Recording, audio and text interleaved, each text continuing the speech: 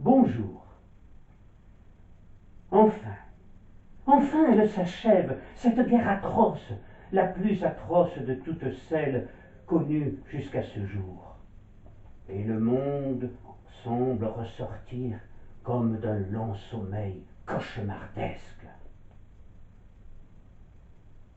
Le 2 décembre 1918, moins d'un mois après cet armistice qu'il avait si ardemment souhaité, Edmond Rostand mourait, réalisant de façon douloureuse ce vœu dont on a trouvé l'expression sur l'un des derniers feuillets qu'il ait écrit.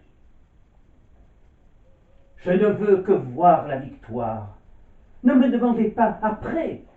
Après, je veux bien la nuit noire et le sommeil sous les cyprès. Je n'ai plus de joie à poursuivre et je n'ai plus rien à souffrir. Vaincu, je ne pourrai pas vivre, et vainqueur, on pourra mourir.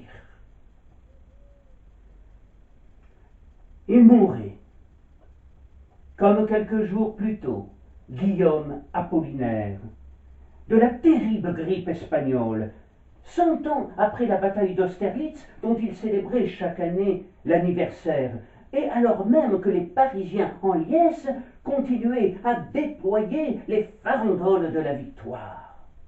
La gloire du poète n'allait plus dès lors cesser de grandir. Et 12 ans plus tard, à Marseille, la ville où il vit le jour, le 1er avril 1868, à croire que l'auteur de Cyrano s'était amusé à marquer son entrée dans la vie d'un pied-de-nez dont il avait déjà le secret, était inauguré le 12 avril 1930, l'année même du centenaire d'Hernani, un monument, œuvre du statuaire Paul Gondard au Parc Chanot, par M. Lantier, sous-secrétaire d'État aux Beaux-Arts, représentant le gouvernement et en présence de nombreuses personnalités du monde des arts et des lettres, dont M. Charles Méret, président de la Société des auteurs dramatiques. Au cours de son intervention, Charles Méret rappela qu'Edmond Rostand avait connu les plus grands triomphes qu'un auteur dramatique ait rencontrés au théâtre depuis le Cid et Hernani. Il rappela aussi qu'il avait subi les jalousies mesquines, les incompréhensions et presque les haines de tous ceux qu'avait surpris l'immense et pourtant si légitime succès de Cyrano ou de Chanteclair, qui provoqua un immense tumulte lors de sa première. Mais aujourd'hui, soulignèrent toutes les personnalités présentes, son génie était reconnu par la France entière. Il reposait au cimetière Saint-Pierre, il y repose toujours, mais il est toujours vivant, il est éternel comme ses œuvres. Mort, où est ta victoire? Allons, vite, en place pour la parade! Il n'est pas devenu Edmond Rostand par hasard, le petit Eddy, comme l'appelaient ses parents émerveillés par la venue de cet ange qui riait et babillait en contemplant le portrait géant du roi de Rome, placé au-dessus de son lit par son père, fervent bonapartiste. Le futur auteur de l'Aiglon arborera souvent, à l'âge de 7 ans, la tenue du roi de Rome, et il adorera porter les plus beaux vêtements, car il était déjà très coquet et soigneux de sa personne, et sa mère et ses tantes se réjouissaient de ses goûts, lui confectionnaient les plus magnifiques tenues, comme le grand manteau d'arlequin dont il était si fier. Sans doute, certains signes avant-coureurs laissèrent présager chez l'enfant une vie d'exception. Non, il ne devint pas Edmond Rostand par hasard, le petit Eddy.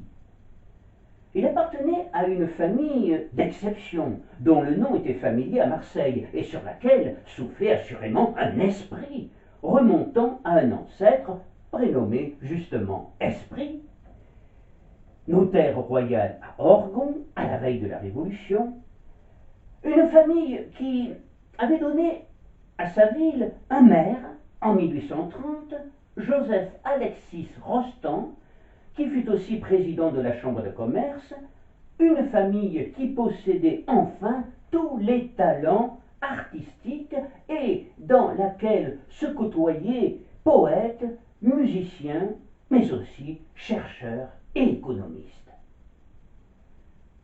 Son père, Eugène, était administrateur de la caisse d'épargne et, féru de poésie, il traduira le poète latin Catulle. Très vite convaincu du génie poétique de son fils, mais sachant que le poète ne doit pas vivre dans une bulle, qu'il lui faut garder les pieds sur terre et ne pas oublier les pauvres, les malades et les exclus de la société, il écrira pour lui un poème qui est un superbe message humanitaire qu'Edmond retiendra en se montrant généreux avec les déshérités de la vie. Mon fils, mon bien-aimé, lorsque tu seras homme, quand tu liras ces vers où tremblant je te nomme, souviens-toi que ta vie est un rose matin, une aube claire, et pense à ceux dont le destin est, depuis le berceau, pénible, triste, sombre, qui n'ont pas eu d'aurore et n'ont connu que l'ombre. Souviens-toi que ce sont tes frères, va vers eux.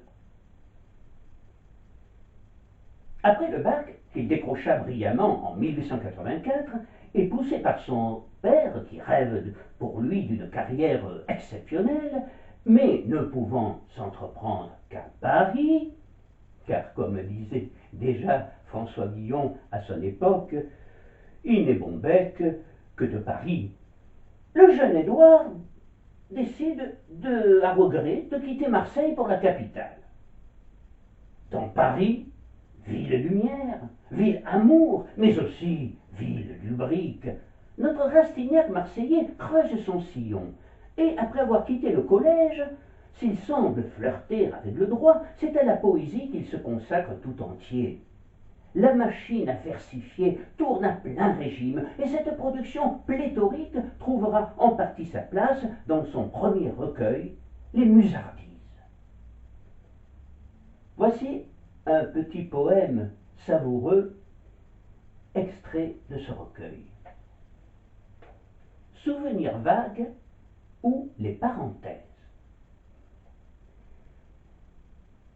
Nous étions ce soir-là sous un chêne superbe.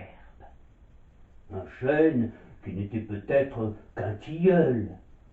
Et j'avais, pour me mettre à vos genoux dans l'herbe, laissé mon rocking chair se balancer tout seul. Blonde comme on ne l'est que dans les magazines, vous imprimiez au vôtre un rythme de canot. Un bouvreuil sifflotait dans les branches voisines, un bouvreuil qui n'était peut-être qu'un linot. D'un orchestre lointain arrivait une andante qui n'était peut-être qu'un flonflon. Et le grand geste vert d'une branche pendante semblait dans l'air du soir jouer du violon. Tout le ciel n'était plus qu'une large chamarre, et l'on voyait au loin, dans l'or clair d'un étang qui n'était peut-être qu'une mare, des reflets d'arbres bleus descendre en tremblotant. Et tandis qu'un espoir ouvrait en moi des ailes, un espoir qui n'était peut-être qu'un désir, votre balancement m'éventait de dentelle que mes doigts au passage essayaient de saisir. Votre chapeau de paille agitait sa guirlande, et votre col, d'un point de gêne merveilleux, de gêne qui n'était peut-être que guirlande, se soulevait parfois jusqu'à voiler vos yeux. Noir comme un gris pâté sur la marge d'un texte, tomba sur votre robe un insecte, et la peur, une peur qui n'était peut-être qu'un prétexte, vous serra contre moi. Cher insecte grimpeur, l'ombre nous fit glisser aux chères confidences, et dans votre grand œil, plus tendre et plus hagard, j'apercevais une âme aux profondes nuances. Une âme qui n'était peut-être qu'un regard. Puis ce sera ses débuts dans le théâtre, avec Les Romanesques, une comédie en 3 actes qui va convaincre le public parisien, pourtant exigeant, et le fera entrer à 22 ans dans la grande confrérie des auteurs dramatiques. Dans Les Romanesques, Rostand met en scène un mur. Mais oui, un mur, personnage muet mais essentiel.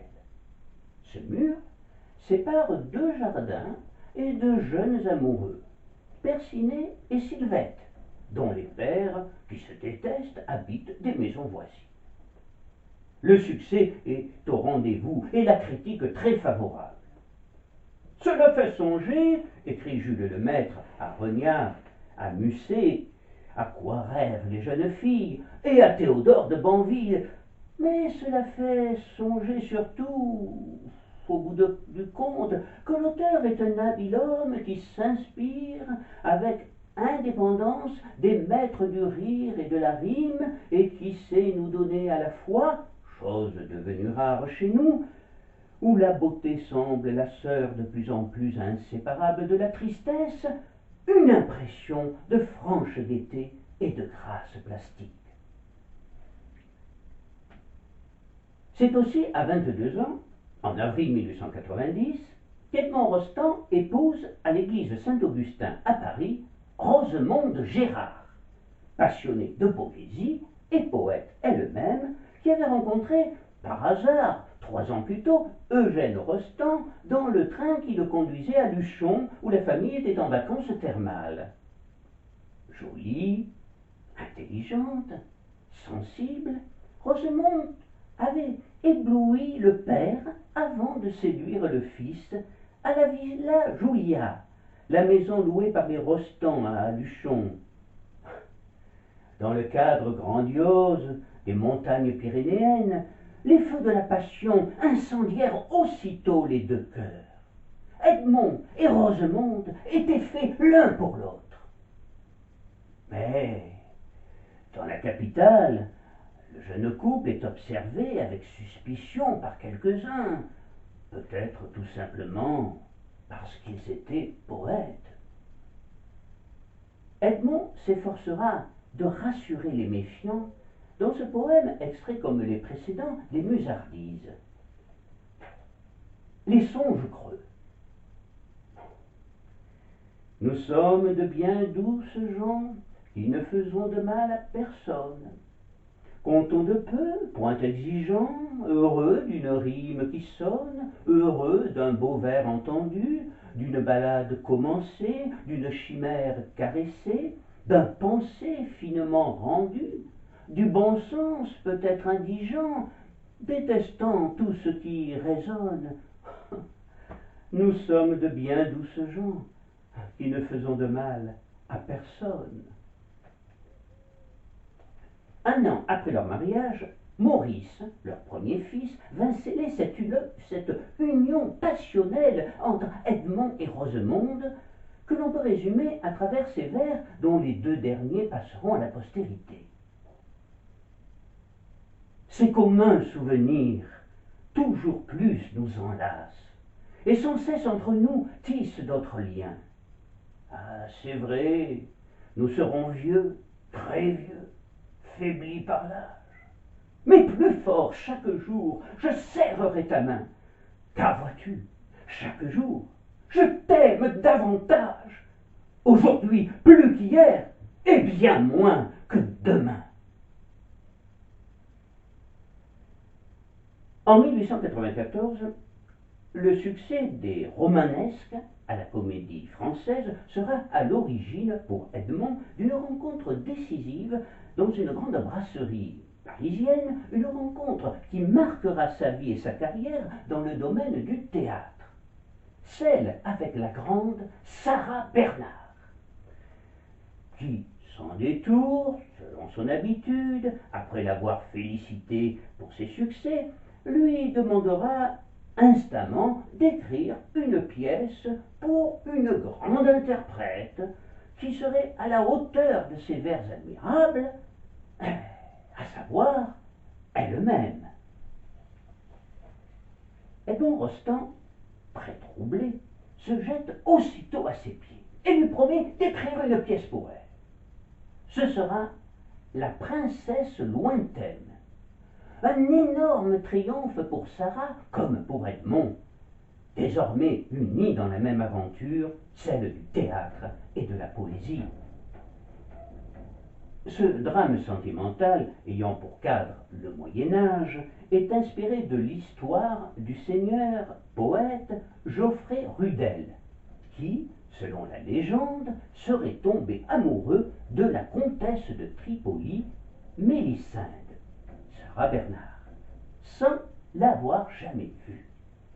Il s'embarque donc à bord d'un navire pour la Syrie, avec son ami fidèle Bertrand d'Alamanon, magnifique Lucien Guitry, afin de rencontrer cette mystérieuse princesse connue pour son extraordinaire beauté. Au cours de ce voyage long et périlleux, les marins ne se lassent pas d'entendre Bertrand décrire la belle princesse et ils en redemandent. Sire Bertrand, j'ai faim, dis-moi ses cheveux d'or. J'ai soif, sire Bertrand, dis-moi ses yeux encore. Tu nous as tant de fois, pendant notre détresse, tant de fois raconté comment est la princesse.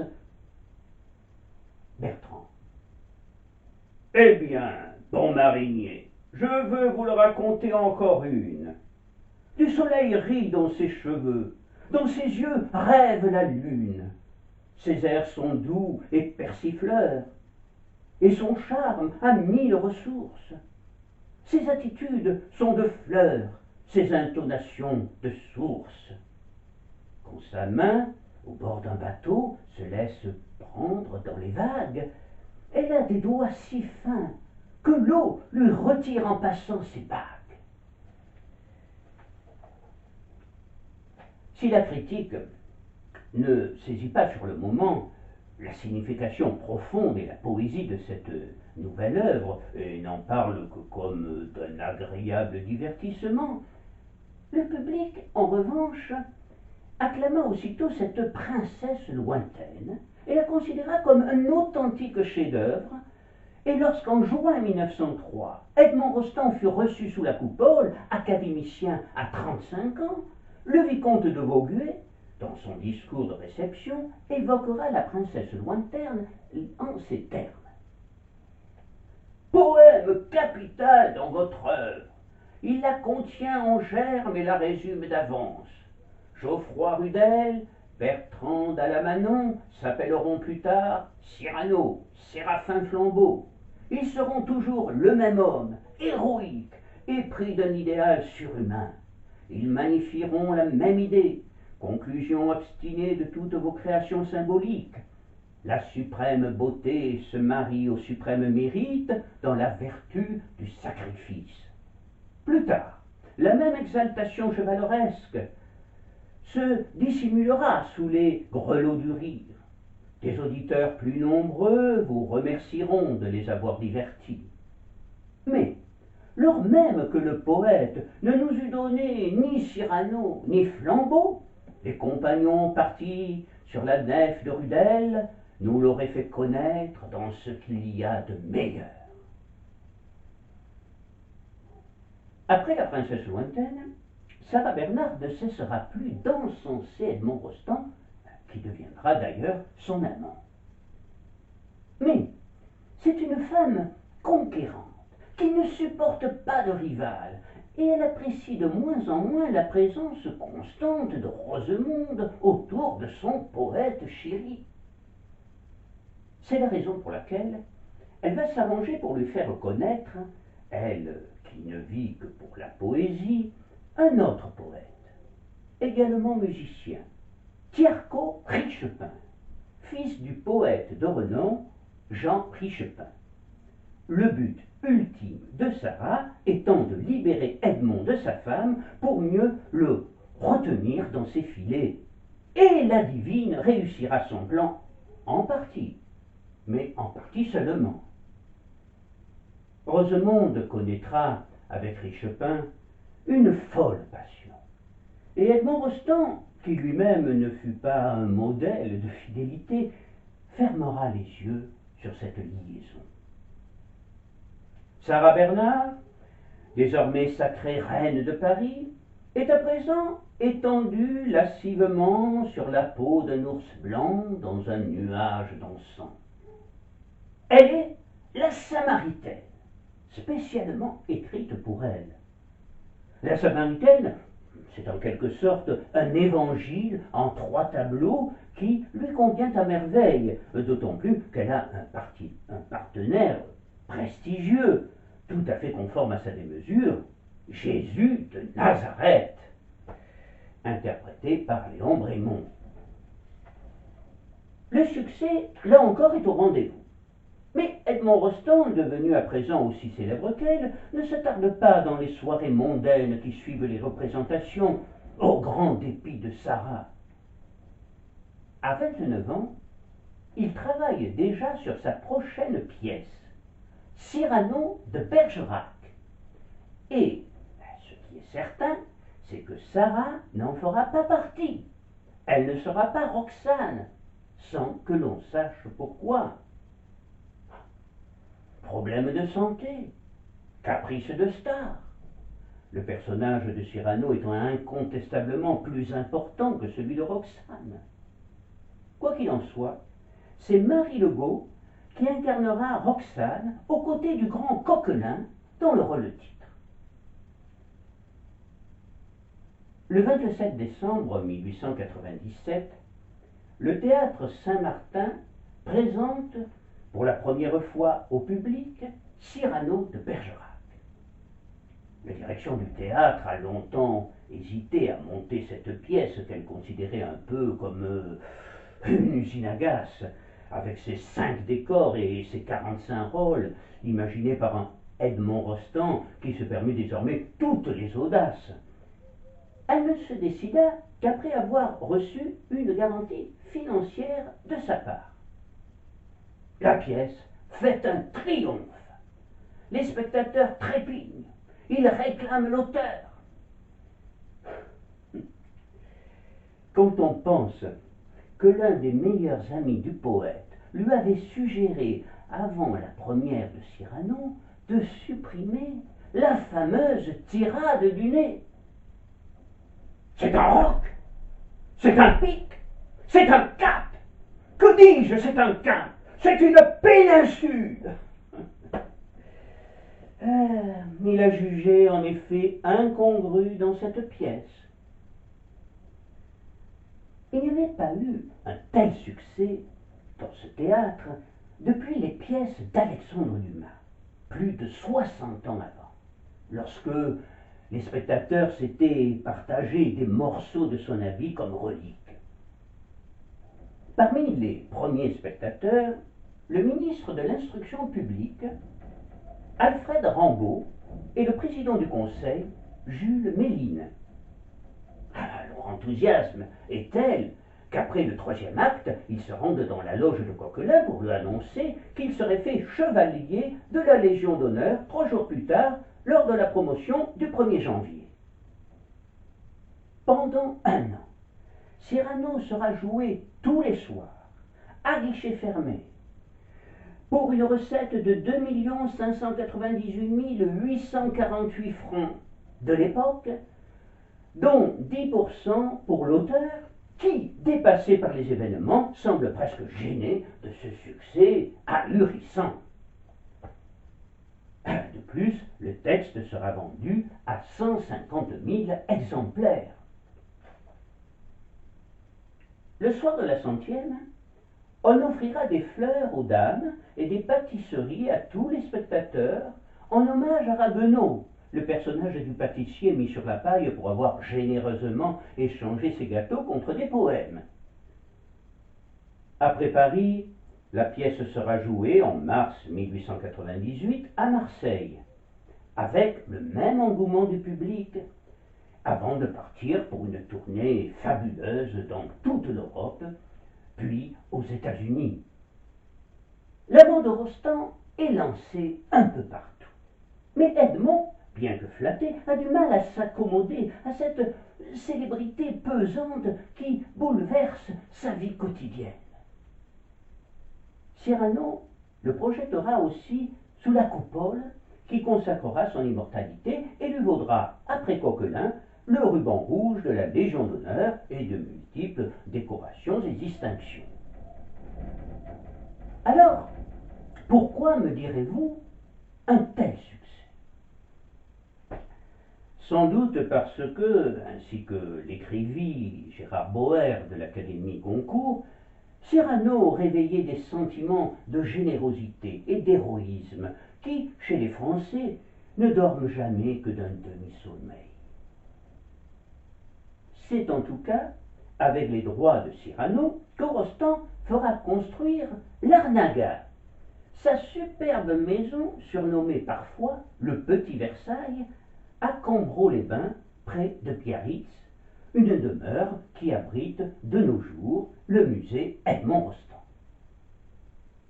Arnaga, c'est d'abord le nom d'une princesse orientale qui plut à Rostand, puis le lieu, cette colline encore sauvage qui prend les formes d'une femme toute de courbes et de rondeurs, d'ombres et de lumière, et sans prendre le temps de réfléchir davantage, il prit la décision que c'est là, sur cette colline, qu'il ferait édifier la maison de ses rêves, dont il confia la réalisation à son ami, l'architecte de renom Albert Tournaire, Grand Prix de Rome, couronné à l'exposition de 1900 à Paris.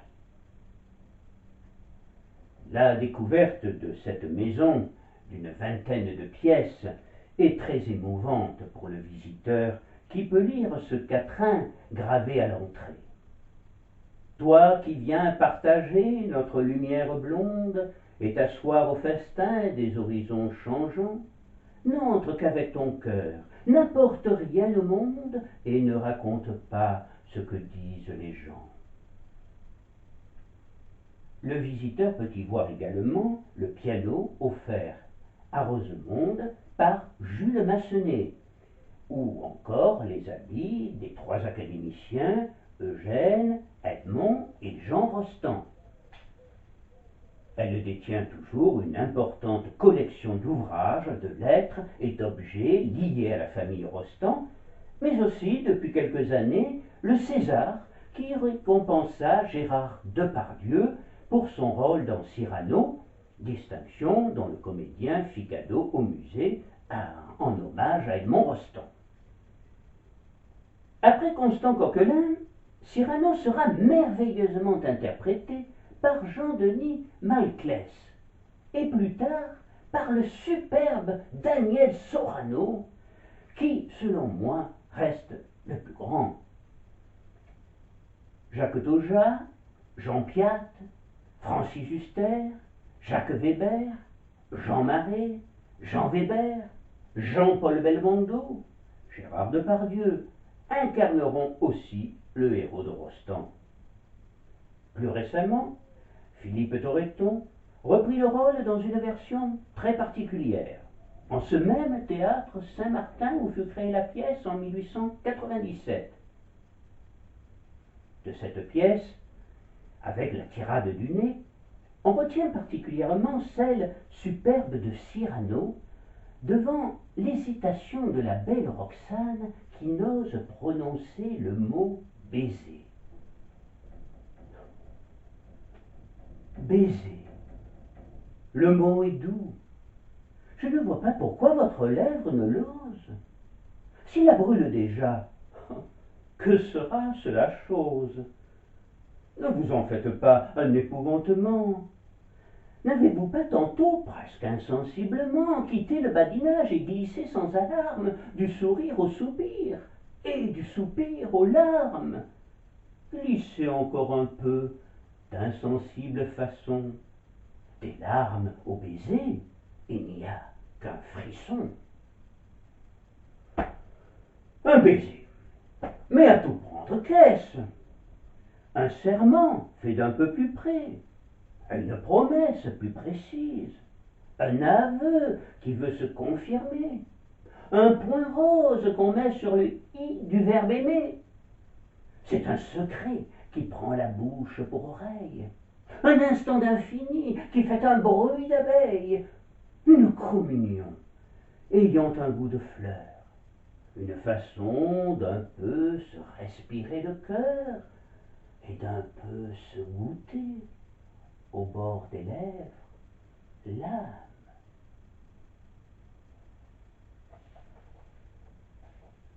Après Cyrano, l'Aiglon prit son envol.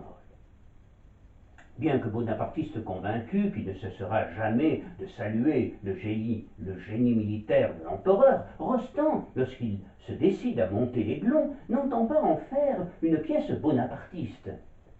Il s'agit pour lui de privilégier l'émotion sur l'enthousiasme de la conquête. Ce fils de Napoléon, du haut de ses 18 ans, il en fera un héros romantique, emporté comme un fétu de paille dans les soubresauts de l'épopée paternelle, une victime plutôt qu'un acteur de l'histoire. En fait, c'est bien cela que fut l'infortuné roi de Rome, devenu duc de Reichstadt, qui ne pourra pas échapper à son funeste destin. Au milieu de tous les personnages historiques que l'on retrouvera dans l'Aiglon, Rostand ajoute un personnage entièrement créé de sa main, témoin émouvant des grognards de l'Empire, le sergent Flambeau. Et vous connaissez tous sa fameuse tirade de l'acte 2. Et nous, les petits, les obscurs, les sans grade, nous qui marchions fourbus, blessés, crottés, malades, sans espoir de duché ni de dotation, nous qui marchions toujours et jamais n'avancions, trop simples et trop gueux pour que l'espoir nous berne, nous ne l'étions pas, peut-être, fatigués. Flambeau, dans l'interprétation éblouissante de Lucien Guitry, s'impose aussitôt au point d'irriter Sarah Bernhardt, prévue de longue date pour le rôle de l'Aiglon. Elle s'en ouvre aussitôt à Rostand. Cette grande gueule ne manque certes pas de panache, mais qu'on ne s'y méprenne pas. L'Aiglon, c'est moi. Sarah Bernhardt rapportera dans ses mémoires. L'Aiglon, que le grand romancier écrivit spécialement pour moi, fut créé le 15 mars 1900, après 6 mois de répétition, devant une salle brillante, d'abord un peu étonné de voir cette femme de 56 ans interpréter un jeune homme de 20 ans. Mais, à ces vers, je n'aime pas beaucoup que la France soit neutre. Le public se leva, empli d'un enthousiasme qui ne fit que croître jusqu'au dernier acte. Il y eut 30 rappels, et j'ai interprété l'Aiglon plus de 1000 fois. Sa rencontre. Alors la magie opéra en effet quand mademoiselle Sarah Bernhardt apparut sur scène, pour la première, dans son uniforme blanc de neige. Les rieurs venus là pour s'esclaffer restèrent stupéfaits et sans voix devant la performance de l'actrice. Oui, la magie opéra merveilleusement. Et le formidable triomphe de la pièce, ce fut d'abord le sien, même si le public, ne s'y trompons pas, fera aussi une ovation au personnage de Flambeau, dont les tonitruantes envolées doivent toutes à la plume de Rostand. Toutefois, les relations de Sarah Bernhardt avec Edmond Rostand n'était plus au beau fixe. Edmond lui tournait le dos, même s'il la chanta dans un sonnet au vers éclatant. En ce temps sans beauté, seul encore tu nous restes, sachant descendre, pâle, un grand escalier clair, ceindre un bandeau, porter un lys, bondir un fer, reine de l'attitude et princesse des gestes. En ce temps sans folie, ardente, tu protestes. Tu dis des vers, tu meurs d'amour, ton vol se perd, tu tends des bras de rêve, puis des bras de chair. Et quand Phèdre paraît, nous sommes tous incestes. Avide de souffrir, tu t'ajoutas des cœurs. Nous avons vu couler, car il coule tes pleurs, toutes les larmes de nos âmes sur ses joues. Mais aussi tu sais bien, Sarah, que quelquefois tu sens furtivement se poser quand tu joues les lèvres de Shakespeare au bague de tes doigts. Pour en revenir à l'Aiglon, aux côtés du duc de Reichstadt, apparaît bien évidemment dans la pièce le tout-puissant chancelier d'Autriche, le prince Metternich, qui fit entrer son pays dans la coalition contre la France en 1813 et dont on sait qu'il détestait Napoléon. Sa rencontre dans l'acte 2 avec le fameux bicorne de l'empereur reste un véritable morceau d'anthologie. Le voilà, ce fameux petit. Ah, comme il est laid. On l'appelle petit. D'abord, est-ce qu'il l'est? Non, il est grand, très grand, énorme. C'est en somme celui, pour se grandir, que porte un petit homme. Tandis que Cyrano et l'Aiglon continuent à triompher sur toutes les scènes, des problèmes de santé récurrents obligent de plus en plus Rostand à s'éloigner de la capitale. Ses médecins lui conseillent le bon air. Il finit par se transformer en gentleman farmer à Cambreau, où il vit paisiblement avec Rosemonde et ses 2 fils, Maurice et Jean. Mais il y travaille aussi à un nouveau chef-d'œuvre, à une suite à Cyrano ou à l'Aiglon. Le secret est bien gardé. Mais ceux qui lui rendent visite et passent au moins une nuit dans sa magnifique villa peuvent noter qu'ils sont réveillés chaque matin par le chant d'un coq, aussi perçant qu'une sirène d'alarme. Ce coq s'appelle Chanteclair, et c'est lui qui sera le héros de la prochaine pièce du poète.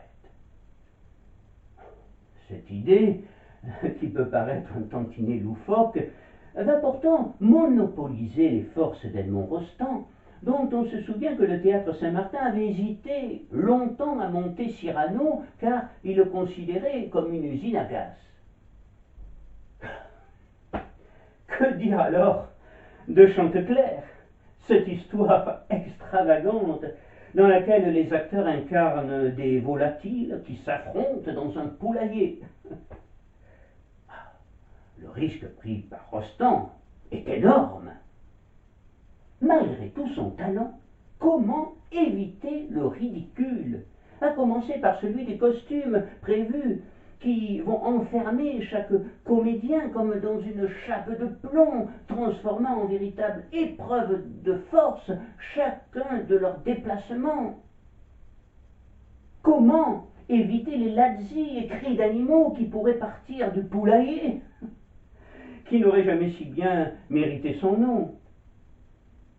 Mais Rostand était sûr de sa bonne étoile, d'autant plus que, dans le titre, il pouvait compter sur Constant Coquelin, dont, comme un clin d'œil, le mot coq apparaît en tête de son nom.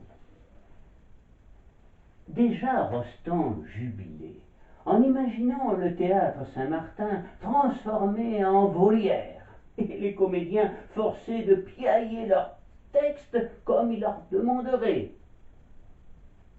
Mais, alors que commencèrent les premiers essais de scène, Coquelin s'écroulait, victime d'une embolie pulmonaire. Une catastrophe pour Edmond Rostand. D'abord parce qu'il perdait un immense comédien, mais surtout un fidèle ami et dévoué. Il mit plusieurs semaines à s'en remettre, mais n'abandonna pas la partie. Chanteclair n'était pas mort avec son génial interprète. Il revivra avec l'immense Lucien Guitry, à la voix de Stentor et à la fantastique présence sur scène. Il fit sensation quand, crimé en coq, il s'écrie dans l'acte 1 « Je t'adore, soleil, ô toi, dont la lumière, pour bénir chaque front et mûrir chaque miel, entrant dans chaque fleur et dans chaque chaumière, se divise et demeure entière, ainsi que l'amour maternel. Ô soleil, toi sans qui les choses ne seraient que ce qu'elles sont. » Pourtant, malgré tout le talent de celui-ci, ce qui devait arriver arriva.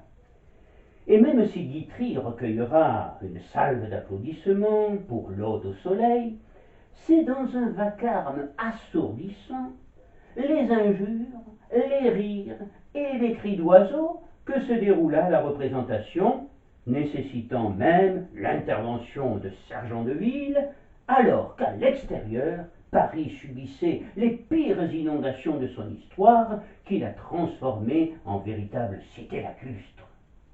C'était le 6 février 1910. Edmond Rostand était effondré. On parlera d'un immense fiasco.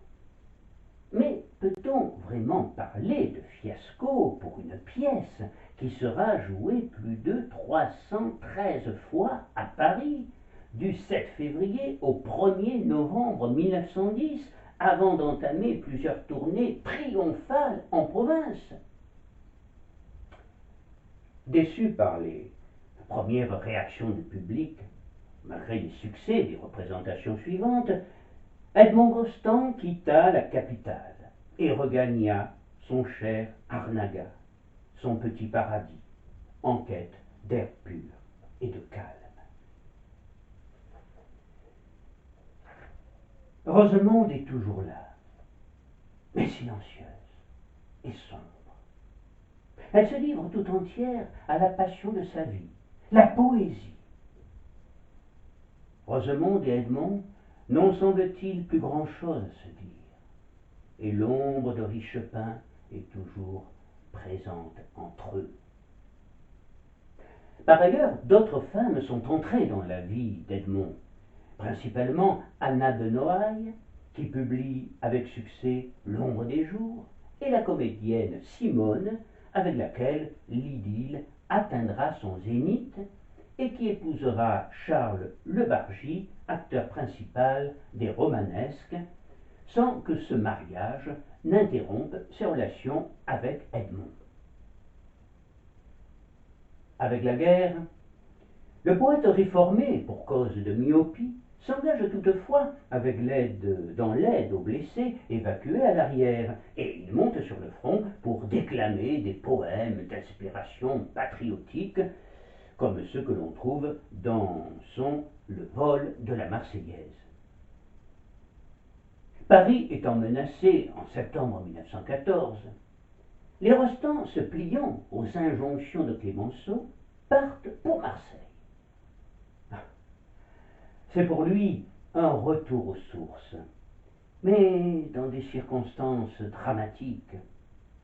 Il s'inquiète de plus en plus de la tournure prise par la guerre, que l'on avait annoncée courte et joyeuse, et chaque jour s'informe dans son journal du déroulement des opérations. Un soir, penché sur son épaule, Rosemonde lit en même temps que lui que Tiarco Richepin a été gravement blessé en première ligne.